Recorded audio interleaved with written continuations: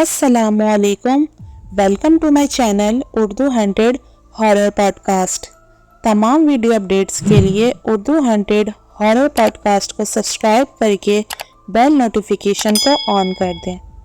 आइए सुनते हैं आज की वीडियो में किसी की ज़िंदगी पे बीती एक सच्ची, नाकाबिले यकीन और पुरस्कार कहानी। किसी की कहानी मेरी ज़बानी। ये काफ़ी टाइम पहले की बात है, करीब 1983 या 1984 की। मेरे हस्बैंड बिजनेसमैन हैं और अक्सर मीटिंग में एक सिटी से दूसरे सिटी आना जाना रहता था। अल्लाह ने हमें एक ही बेटा दिया था जो बहुत मन्नतों से पैदा हुआ था, वो भी शादी के 9 या 10 साल बाद। मेरे सास ससुर थे नहीं, बस एक देवर साथ रहता था राहिल, जो बहुत ख्याल रखता था। ये उस वक्त की बात है जब मेरा बेटा 5 या 6 साल का था और हम बहुत मोहब्बत करते थे और उसकी हर ख्वाहिश पूरी करते थे और वो अपने पापा से बहुत ज़्यादा अटैच था। सैटरडे का दिन था कि मेरे हस्बैंड मगरिब के बाद आ गए, वरना अमूमन वो 9 या 10 बजे आते थे। उन्होंने बताया कि आज रात उन्हें सक्का जाना है और बहुत इम्पोर्टेंट मीटिंग है कल। मैंने कहा छोड़ें, कल तो संडे है। उन्होंने कहा बिल्कुल सही कहा, पर मेरी मंडे की मीटिंग है, वक्त से पहला पहुंचना चाहता हूं और आराम भी करना चाहता हूं। तो मेरा बेटा शर्जील पापा पापा कहकर चिपट गया और उसके पापा ने कहा बेटा मुझे जाना है, तो वो रोने लगा कि हम भी जाएंगे। मैंने हस्बैंड से कहा चलें हम भी चलते हैं और सक्का घूम लेंगे। हम अक्सर उनके साथ चले जाया करते थे। वो राजी हो गए कि चलो ठीक है, तुम लोग भी साथ होगे और मेरा बेटा भी एंजॉय कर लेगा। हमने उसी वक्त तैयारी शुरू कर दी और खाना वगैरह खाकर निकलते निकलते भी हमें रात के 11:30 बज गए। मेरे हस्बैंड ने नेशनल हाईवे से जाने का प्रोग्राम बनाया और हम चल दिए। उस वक्त सिंगल रोड और काफ़ी जगह रोड भी ख़राब था। खैर मेरे हस्बैंड बहुत मोहतात होकर चलाते थे और बस इक्का दुक्का कोई कार या ट्रक गुजर जाता। पिछली सीट पर राहिल और शर्जील खेलने में लगे हुए थे। मेरे हस्बैंड बहुत थके हुए नज़र आ रहे थे। मैंने मशवरा दिया कि आप किसी होटल पर रुक जाएं, आप बहुत थके हुए नज़र आ रहे हैं। वो कहने लगे हाँ सही कह रही हो, मुझे 2 घंटे ड्राइव करते हुए हो गए हैं और हिम्मत नहीं हो रही, बहुत थका हुआ हूँ। उन्होंने कहा किसी होटल में रुक जाते हैं और सुबह निकल जाएंगे, इस तरह सब रास्ते का मज़ा भी ले लेंगे और मैं भी फ्रेश हो जाऊंगा। हमारी कार रवा दवा थी और ठट्टा पहुंचने में अब 1 घंटा बाकी था। बस जंगल जंगल नजर आ रहा था और कोई होटल नहीं था।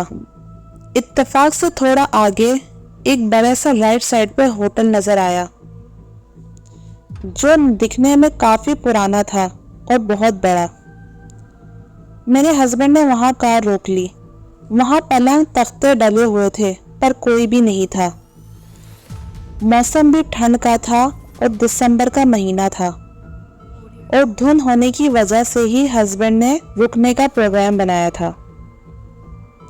हम होटल में दाखिल हुए तो सामने काउंटर था पर कोई भी नजर नहीं आ रहा था और लाइन से नीचे रूम बने हुए थे और वहां से सीढ़ियां ऊपर जा रही थी और वहां भी रूम ही रूम्स थे, पर सब पर ताले लगे हुए थे। हस्बैंड ने बेल पे हाथ मारा तो एक आदमी चेहरा ढांपता हुआ आया। वो शॉल से अपने आप को ढांपा हुआ था। उठ के आया जैसे सोकर उठा हो। हस्बैंड ने 2 रूम रेंट पे लिए तो उसने एक रूम काउंटर वाला नीचे कर दिया और दूसरा रूम जो हम मियाँ बीवी का था ऊपर जाने लगा। तो एक और फैमिली आ गई। वो मियाँ बीवी, उनके 3 लड़के और एक बेटी थी और सब जवान थे, 21 और 18 साल के। उन्होंने भी रूम मांगा तो उन्होंने हमसे ही हेलो हाय की और बताया कि वो शादी में लाहौर जा रहे हैं और शदीद धुंध की वजह से वो भी स्टे करना चाह रहे थे। तो उन्होंने हमारी गाड़ी और होटल देखा तो वो रुक गए। खैर वो होटल वाला हमें ऊपर ले गया और हमने रूम देखा, छोटा सा था और एक बेड और सामने खिड़की थी जहां से चांद की रोशनी आ रही थी और साथ ही घना दरख्त था। मैंने झांक के देखा तो पीछे कब्रिस्तान था। मुझे बहुत हैरत हुई। मेरे हस्बैंड तो मुंह हाथ धोकर फौरन सो गए और मैं भी थकी हुई थी और सो गई। अभी मुश्किल से सोए हुए 15 मिनट हुए होंगे कि मुझे अपने बेटे शर्जील के कहराने की आवाज़ आ रही थी, जिससे बहुत तकलीफ में हो। मेरी आँख खुल गई।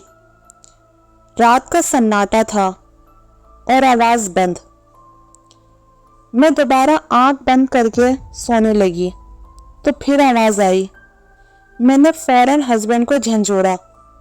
वो गहरी नींद में थे और बामुश्किल उठे तो उन्हें मैंने कहा कि प्लीज़ देखें, मुझे शर्जील के कहराने की आवाज़ें आ रही हैं।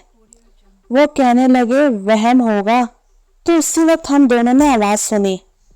वो और मैं फौरन गेट की तरफ भागे और काउंटर के साथ वाले रूम में गए और जोर जोर से बजाने लगे। होटल वाला गायब था पर अंदर से बेटे की आवाज़ आ रही थी जैसे बहुत दर्द में हो। मेरे हस्बैंड ने राहिल को आवाज़ें दी पर गेट नहीं खुला तो उन्होंने धक्का देकर कुंडी तोड़ दी। तो जो हमने मंजर देखा, मैं तो करीब बेहोश हो जाती।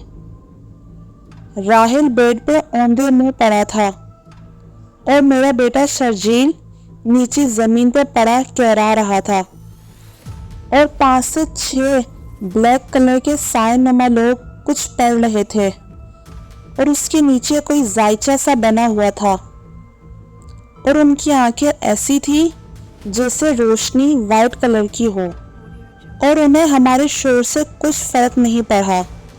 मेरे हस्बैंड ने बढ़ के बेटे को उठाया और कार की तरफ लेकर भागे। हमारे शोर सुनकर वो फैमिली भी आ गई और उन्होंने ये मंजर देखा तो वो भी भागे। हम बाहर आए तो हस्बैंड कार की चाबी भूल गए थे। जो दूसरी फैमिली थी उनके 2 बेटे फौरन भाग के चाबी लेकर आए। हमने अपनी कार स्टार्ट की और दूसरी फैमिली ने अपनी। मैंने हस्बैंड से कहा राहिल को तो ले आए। उन्होंने कहा पहले फौरन यहाँ से निकलो, मैं किसी सेफ जगह छोड़कर वापस आता हूँ। और हम दोनों फैमिलीज ने कार भगा दी और एक दूसरे को फॉलो करते हुए करीब रात के 3:15 या 3:30 पर ठट्टा पहुँचे और वहाँ होटल में रूम लिया। मेरे हस्बैंड ने वहाँ के मालिक को सारी बात बताई और रिक्वेस्ट की कि आप चलें। वह बहुत अच्छे आदमी थे। उसने कहा भाई थोड़ी देर बाद फजर हो जाएगी और आप जिस रास्ते पे होटल बता रहे हैं वहाँ तो कुछ भी नहीं है। उसने कहा मैं एक चप्पे से वाकिफ हूँ, आप बेटे को देखें और फजर में निकलते हैं हम। दूसरी जो फैमिली के लोग थे उन्होंने भी कहा कि हम सब भाग के आए हैं, पर होटल वाले ने जवाब नहीं दिया। मेरे बेटे को बहुत तेज बुखार हो रहा था और अब भी कहरा रहा था। दूसरी फैमिली की वाइफ और बेटी ने बहुत साथ दिया और हमने शर्जील को पानी की पट्टियाँ रखी। फजर होते ही होटल के मालिक ने अपनी कार निकाली और ये सब भी साथ निकले और साथ साथ पुलिस को भी ले लिया और उस रास्ते पर गए। पर वाकई वहाँ तो नामो निशान तक नहीं था किसी होटल का। इन्होंने 3 चक्कर लगाए, तब मैंने इन्हें याद दिलाया कि एक कब्रिस्तान और एक दरख्त था। इन्होंने वो जगह देखनी शुरू की तो वाकई वो दरख्त और कब्रिस्तान मिल गया, पर होटल का नामो निशान नहीं था। और हर जगह राहिल को तलाश किया पर वो नहीं मिला। ये बहुत रोए और थक हार कर वापस आ गए। हम लोग वापस कराची आ गए और शर्जील को हॉस्पिटल में एडमिट करवा दिया क्योंकि उसका बुखार कम नहीं हो रहा था और वो 1 हफ्ता एडमिट रहा और तब जाकर ठीक हुआ। मगर हर साल उसके सीने पर वही अजीब सा निशान बन जाता है। वो नक्श था और खून के छींटे उसके कानों पे आ जाते हैं। हमने उसे मुख्तलिफ बाबा और पीर सब लोगों को दिखाया और काफ़ी टाइम यही चलता रहा पर कोई फ़र्क नहीं पड़ा। बस एक पीर साहब से टकराव हो गया तो उन्होंने शर्जील का इलाज किया और बताया कि बेटा तुम्हारा बेटा बच गया है, वरना ये सेक्रीफाइस कर देते और वो इंसान भी नहीं थे। उन्होंने कहा कि आप इसे कहीं और भेज दें, समंदर पार। फिर हमने उसे अमेरिका उसके मामू के पास भेज दिया और अब वो ठीक है, पर उसे पाकिस्तान आने नहीं दिया। अल्लाह का शुक्र है अब सब ठीक है, उसके साथ अब ऐसा कुछ नहीं होता। पर मैं आज भी सोचती हूँ कि राहिल के साथ पता नहीं क्या हुआ होगा। काश हम उसे साथ ले जाते, पर जैसे वो औंधे मुंह लेटा हुआ था, शायद वो मर चुका था। हम फिर कभी रात में हाईवे नहीं गए और अब बेटा भी जवान हो गया है और हम मियाँ बीवी भी बस अमेरिका चले जाएंगे परमानेंटली।